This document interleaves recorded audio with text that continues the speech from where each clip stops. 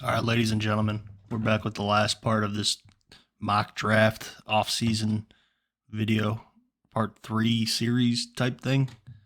If you're enjoying, please like and subscribe. Drop a comment if you're feeling like a little frisky, and we'll get right into the video here. So here's a quick recap of the draft. I like that we got an edge and a wide receiver, and we're still able to address pretty much all our needs here. I think in general we got longer and athletic at a lot of positions. Zay Flowers, I like him as a player. I wish there was a bigger receiver to get. I felt like we would have been reaching for any of the bigger guys, and I just felt like Zay Flowers was good value there at the top of the second.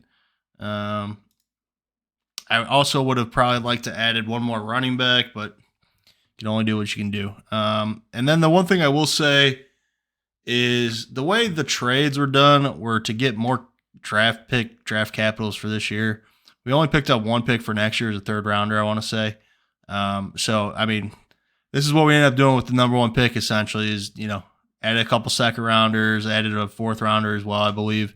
So we got draft picks for this year. Let's improve this team now. Let's get after it. We're going to spend some money in free agency. Let's not waste anybody's time. So that's what we do with the draft.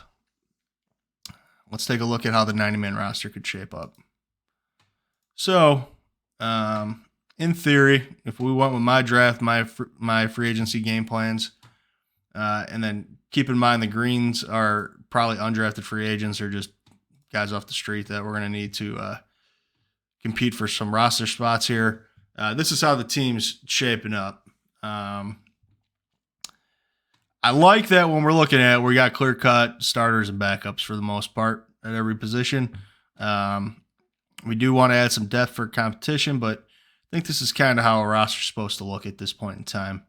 I still feel like our receiver room's a little bit on the weak side. Going forward in future years, we're still going to need a true number one type guy unless somebody really comes out and surprises us. I also think our running back room is kind of average. But I do like that. I think our defense looks pretty good.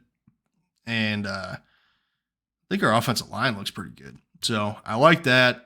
In future years, if, let's say we end up next year with a draft pick somewhere between 10 and 20, that's a spot where you could go out, try to get a playmaker, receiver.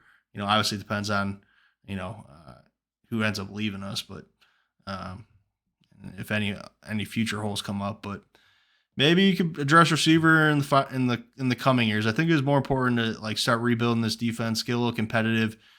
We have seen that this Bears offense last year was able to put up some points.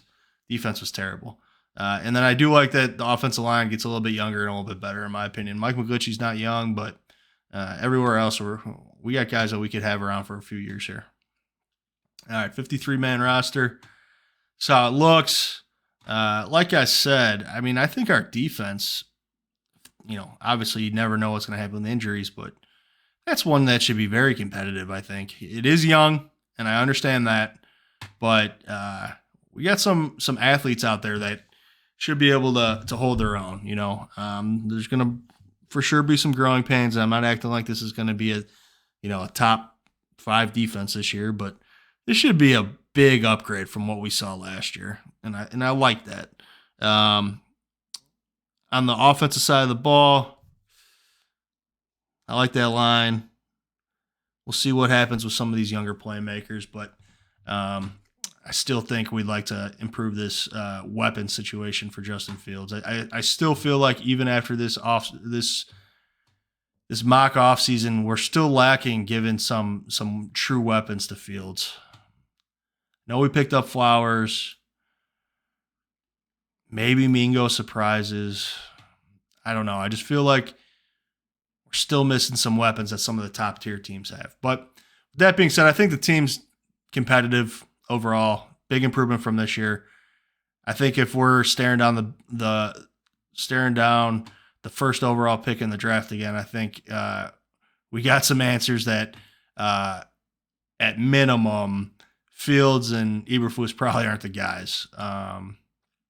Or I guess you could maybe put that on Allen Williams with the defense. But I'm hopeful that, based on what they can do in free agency with, most cap room and